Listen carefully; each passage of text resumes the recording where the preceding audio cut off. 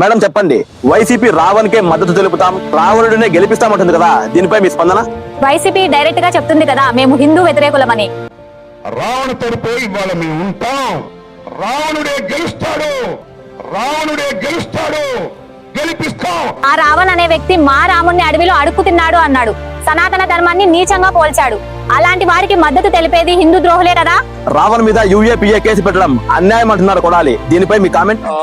ప్రశ్న, రావణ్ణి కొత్తగా ఉప్మా చట్టం ఇడ్లీ చట్టం ఒకటి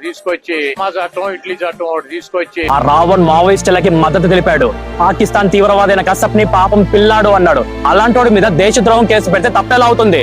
ఆ రావణుడిని వైసీపీ ఒకవేళ గెలిపిస్తే? రావణుడే గెలుస్తాడు, గెలిపిస్తాం.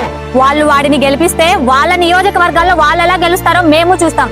మీరు చెప్పండి, మీరు హిందువే కదా, మీరు రావణ్ వైపా సనాతన ధర్మం వైపా? ఈ కర్మ భూమి మీద బతుకుతూ నా రాముడికి ఎదురెళ్ళ వెనక నేను నిలబడను. కేవలం వైసీపీ మాత్రమే ఆ రావణ్ కి కాపు కాస్తుంది.